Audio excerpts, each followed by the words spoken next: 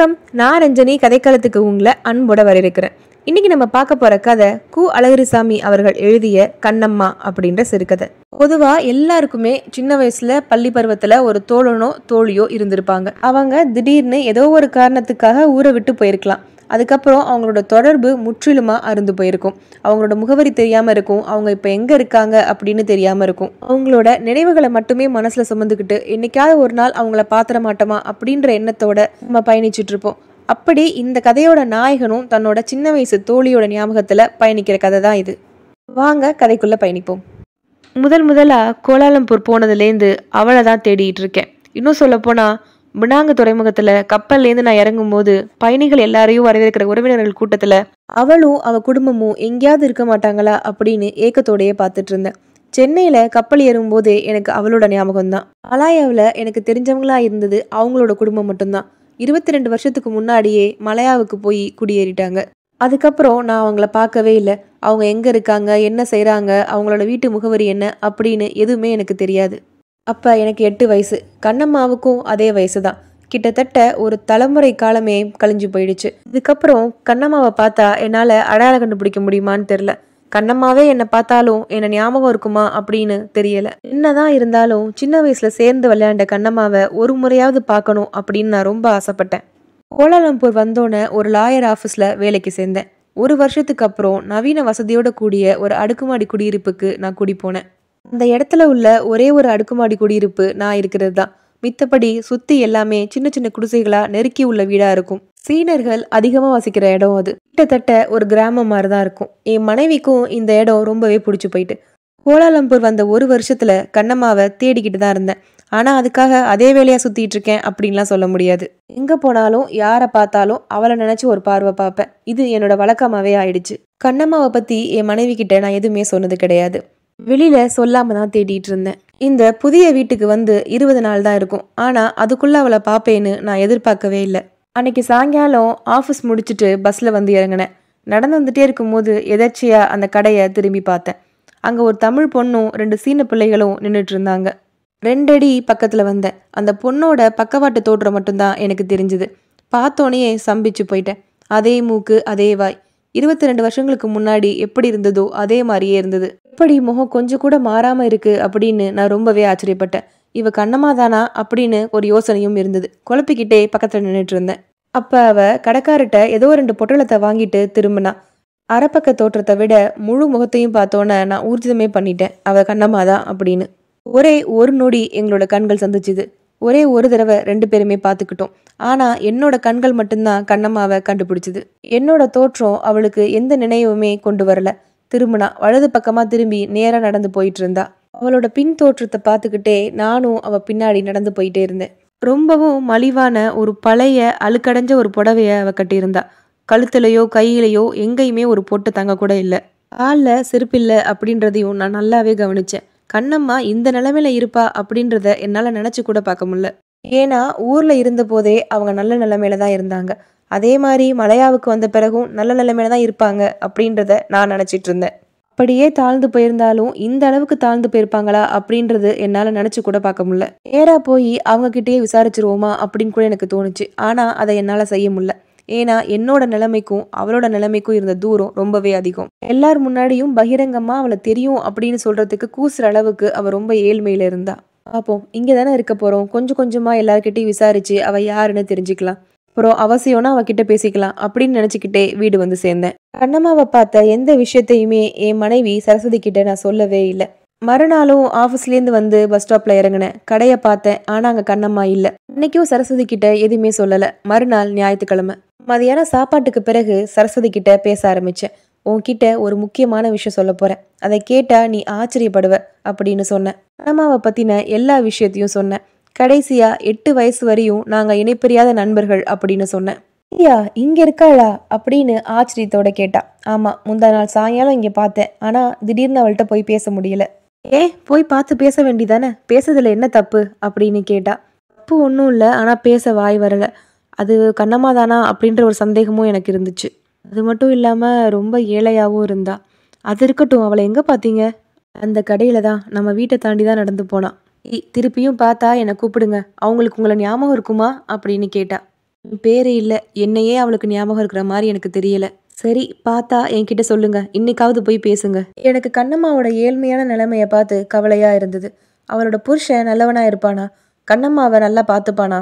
ஒருவேளை குடிகாரனா இருந்து கண்ணம்மாவ கஷ்டப்படுத்துறானா? கண்ணம்மாவோட வீடு ரொம்ப மோசமா இருக்குமோ? அவ ரொம்ப கஷ்டப்படுறாளோ? அப்படின்னு ஏகப்பட்ட சிந்தனைகள் எனக்குள்ள ஓடிக்கிட்டே இருந்தது.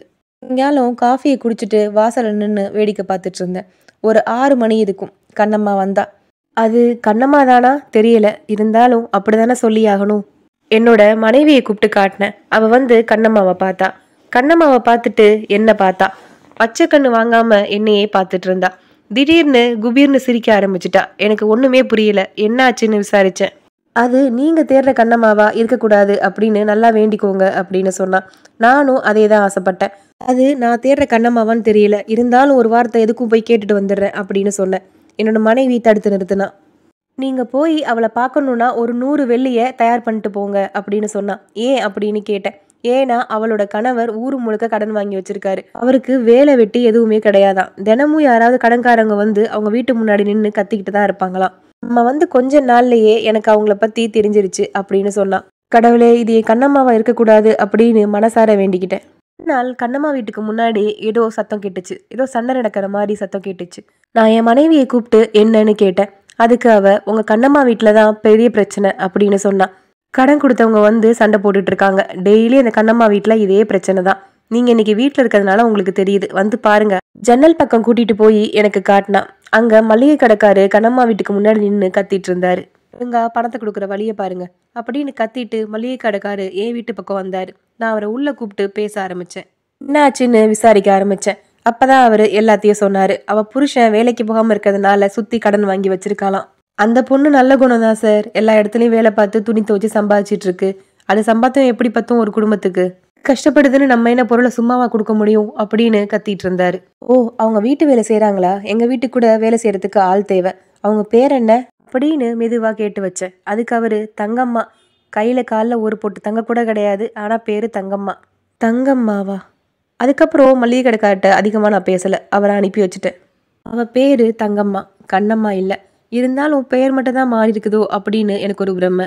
அதுலேருந்து ஒரு 3 நாளைக்கு பிறகு நான் தங்கம்மாவோட வீட்டுக்கு போற சூழ்நிலை ஏற்பட்டுச்சு. அன்னைக்கு இரவு நடுப்பகுதியில தங்கம்மாவும் அவளோட குழந்தைகளும் கூப்பாடு போட்டு கத்திட்டு இருந்தாங்க. நான் என் மனைவி சரஸ்வதியை எழுப்புனேன். தங்கம்மா வீட்டில் ஏதோ சத்தம் கேட்குது. அங்க என்ன பிரச்சனைன்னு தெரியல. இங்க நம்ம மட்டும்தான் தமிழ்காரவங்க இருக்கோம். நான் போய் என்னன்னு பார்த்துட்டு வந்துடுறேன். நீ வீட்லயே பத்திரமா இரு அப்படின்னு சொல்லிட்டு தங்கம்மா வீட்டுக்கு போனேன்.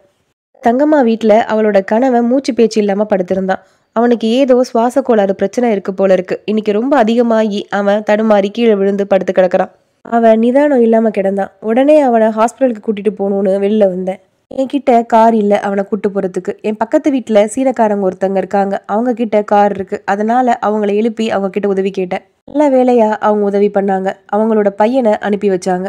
நாங்க தங்கம்மாவோட கணவரை கூட்டிட்டு ஆஸ்பத்திரிக்கு கிளம்பணும். தங்கம்மாவும் கூட வர விரும்பினா. அவளையும் கூட்டிட்டு ஆஸ்பத்திரிக்கு போனோம். ஆஸ்பத்திரியில அவரை அட்மிட் பண்ணிட்டு என்னால கிளம்பி வர முடியல. அதனால ஒரு 1/2 மணி நேரம் இருந்து அவருக்கு என்ன சிகிச்சை கொடுக்குறாங்க அப்படின்னு பார்த்துட்டு இருந்தேன். டாக்டர் வெளில வந்தோன்னே அவர்கிட்ட போய் தங்கம்மா புருஷனுக்கு இப்ப எப்படி இருக்குன்னு விசாரிச்சேன். அவரு பயப்படுறதுக்கு ஒன்றும் இல்லை, 2 வாரம் ஹாஸ்பிட்டல்லே இருந்து ட்ரீட்மெண்ட் பார்த்துக்கணும் அப்படின்னு சொன்னாரு. தங்கம்மா கிட்டையும் விஷயத்த சொன்னேன். அதுக்கப்புறம் தான் அவன் நிம்மதியானா. அதுக்கப்புறம் தங்கம்மா கிட்ட சொல்லிட்டு ஆஸ்பத்திரியிலேருந்து புறப்பட்டேன். எங்களை ஆஸ்பத்திரிக்கு கூட்டிட்டு வந்த சீன பையன் அங்கேயே தான் தன்னோட காரோட காத்திருந்தான். அதுக்கப்புறம் நானும் அந்த பையனும் புறப்பட்டு வீட்டுக்கு வந்தோம். திரும்பி வீட்டுக்கு வரும்போது மணி 2. சரஸ்வதி கோவப்படுவாளோன்னு நினைச்சேன். ஆனா அவ ரொம்ப பதட்டமா அவர் இப்ப எப்படி இருக்காரு அப்படின்னு கேட்டா. அவருக்கு இப்ப ஒன்னும் இல்ல, சரியாயிட்டாரு. சரியான நேரத்துல கொண்டு போய் சேர்த்துட்டோம். இல்லைனா அவர் உயிரே போயிருக்கும் அப்படின்னு சொன்னேன். சரி வாங்க வந்து படுங்க, நாளைக்கு ஆஃபீஸ் போகணும் அப்படின்னு சொன்னா. சென்னையிலேருந்து சரியா 3 நாளைக்கு அப்புறம் தங்கம்மா அவளோட குழந்தைகளோட என்னோட வீட்டுக்கு வந்திருந்தா. வந்து என்னை கையெடுத்து கும்பிட்டா. உங்களால தான் என்னோட கணவர் உயிரோட இருக்கிறாரு. நீங்க தான் என்னோட கடவுள். உங்களால தான் என் தாலி என் கழுத்துல நிலைச்சிருக்கு அப்படின்னு சொன்னா. கண்ணீர் வடிச்சா. எனக்கு ஒரு நிமிஷம் தங்கம்மாவுக்கு பதிலா அங்க கண்ணம்மா நின்ன மாதிரி இருந்தது. என் கண்ணிலையும் தண்ணி வந்துச்சு. பரவாயில்ல, இருக்கட்டும், அதனால என்ன அப்படின்னு சொல்லிட்டு வேகமா அங்கேருந்து புறப்பட்டேன். சரஸ்வதிக்கும் தங்கம்மாக்கும் என் கண்ணு கலங்குனது தெரியாது. அதுக்கப்புறம் கொஞ்ச நாளைக்கு பிறகு தங்கம்மாவோட கணவன் பழனி வீட்டுக்கு வந்தான். வந்து என் காலில் நெடுஞ்சாங்கடையா விழுந்து வணங்கினான். உங்களால தான் சார் நான் உயிர் பொழைச்சிருக்கேன். உங்களை என்னைக்குமே மறக்க மாட்டேன். என்னால என் குடும்பம் நிறைய கஷ்டத்தை அனுபவிச்சுட்டு இதுக்கப்புறமாவது அவங்களுக்கு நல்லதை செய்யணும்னு நினைக்கிறேன். ரொம்ப நன்றி சார் என்னை உயிர் பிழைக்க வச்சதுக்கு அப்படின்னு கண் கலங்கி நின்னான். அவனுக்கு ஏதாவது செய்யணும்னு தோணுச்சு. அவன் முன்னாடி பார்த்துட்டு இருந்த வேலையை பத்தி விசாரிச்சேன். அவன் இங்கிலீஷ் டைப்ரைட்டிங் நல்லா பண்ணுவேன் அப்படின்னு சொன்னான். என்னோட ஆஃபீஸ்லயே அவனுக்கு வேலை வாங்கி கொடுத்தேன். 100 வில்லி சம்பளம். இப்படியே நாட்கள் ஓடிச்சு. 4 வருஷம் ஆயிட்டு. எனக்கும் குழந்தை பிறந்துட்டு. இப்ப தங்கம்மாவோட குடும்பம் எங்க வீட்டுக்கு பக்கத்திலேயே குடி வந்துட்டாங்க. வாடகை 150 வில்லி. இப்ப அவரோட சம்பளம் 400 வில்லி.